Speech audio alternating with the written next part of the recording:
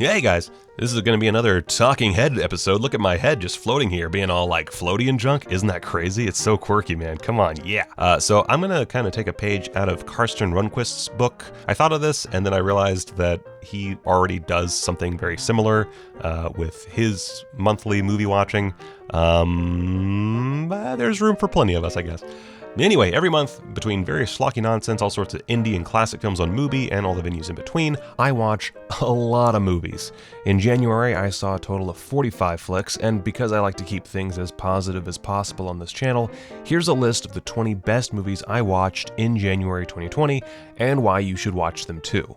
But first, honorable mentions. All the movies I saw, liked, and recommend, but didn't make the list because I'm selfish with my time. Real quick, Stark Fear, The Grudge, yes, really that one, Memory Exercises, Smoke and Mirrors, The Story of Tom Savini, Pledge Night, To the Ends of the World, School's Out, Troma's War, Let My Puppets Come, Inside Deep Throat, American Factory, The Nun, Walking on Water, Sons of Denmark, Kid Thing, Touch Me Not, Fainting Spells, and Birds in the Earth. And now for the list. At number 20, Raw Force. This shot in the Philippines schlockfest is well known amongst bad movie aficionados, but this viewing was a first for me. The film follows the strapping lads of the Burbank Kung Fu Club as they journey to Warriors Island, a place where the zombified remains of master warriors reside, and I guess wait for normies to come and fight.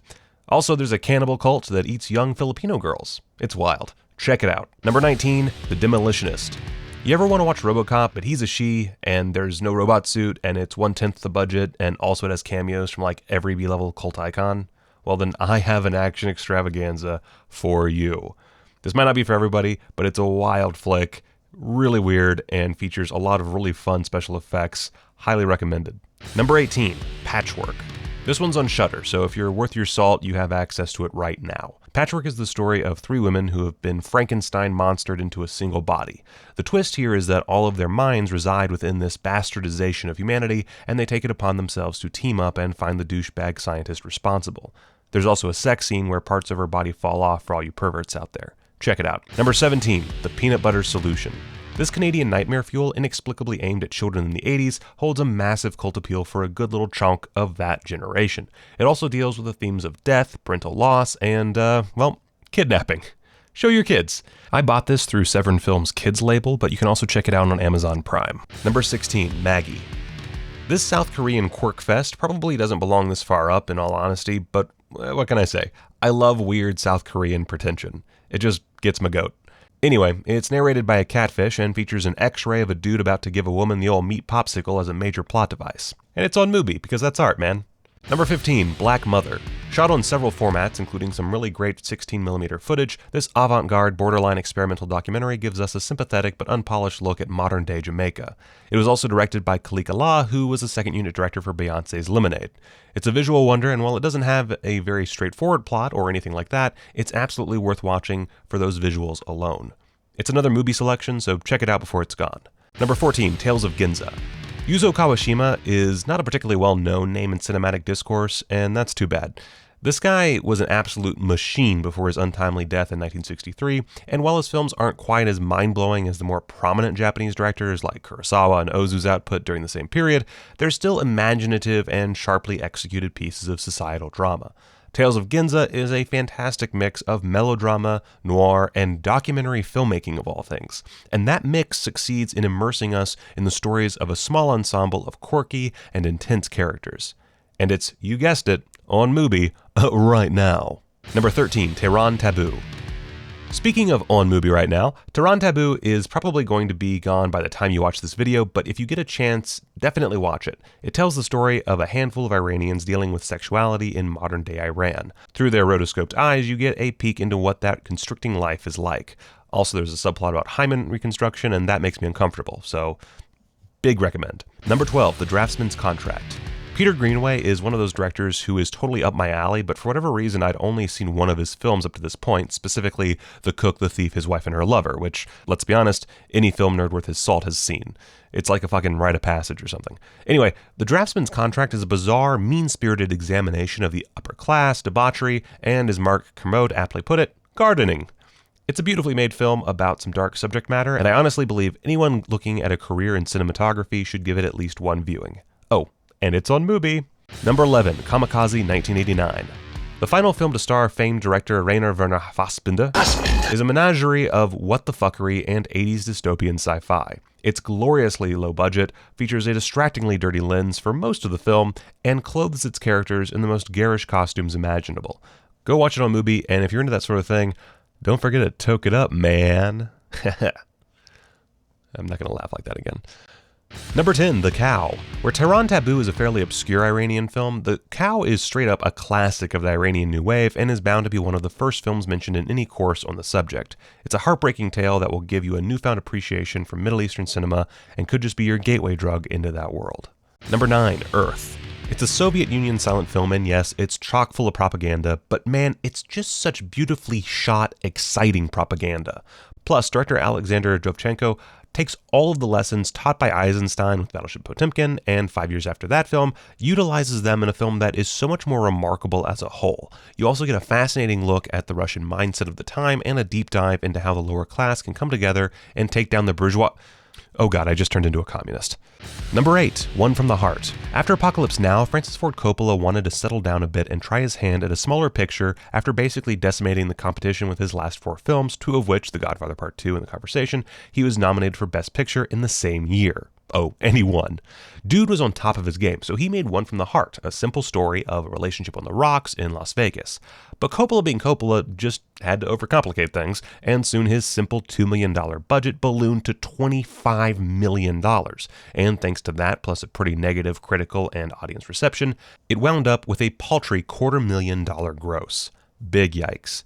But One from the Heart deserves another look from those who just consider it the film that tripped up and basically ruined Coppola's career. It's a gloriously creative production, bringing Las Vegas as an idea rather than an actual place into reality via the sound stages at American Zoetrope. The love story is pretty adult for a musical and explores those little bumps that relationships have to undergo in order to survive. That's not to say that it's a perfect movie, but it's incredibly entertaining and really makes me sad that Frederick Forrest didn't get all that many chances to be a proper leading man, because he is a standout.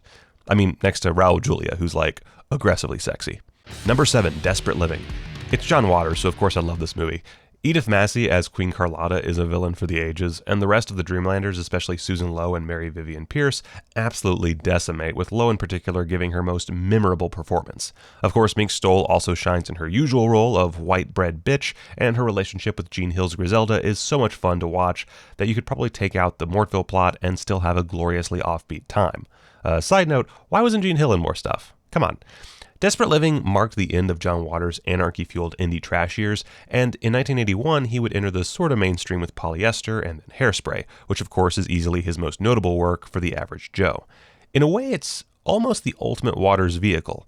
All of the outrageousness is turned up to 11, and when we don't get any singing assholes, or most regrettably anything from the sadly absent Divine, we do get some of the most campy filmmaking you could possibly imagine. Number 6, Sudden Fury. This one I got through Vinegar Syndrome, and it's one of those titles that I honestly wasn't too sure I wanted to purchase at first, but I'm glad I did because it's one of the best movies I've watched from their lineup. I'd even go so far as to say it's better than Candy Snatchers, another 70s low-budget thriller they put out in 2019. It's also extremely simple, to the point that it's shocking that this one isn't more well-known. If you like watching entitled pricks stumble their way through murder and mayhem and highlighting the destruction they leave in their wake, boy howdy, this should suit you just fine. Number 5, Suzaki Paradise, Red Light. I'm constantly struggling with whether I like this more than Tales of Ginza, but either which way, they're both great Kawashima movies, and I'm super grateful Mubi decided to show them. This one's a lot simpler, with the focus still spanning a multitude of characters, but staying in a pretty central location, with one couple's relationship as the primary focus. Check it out. Number 4, Tower.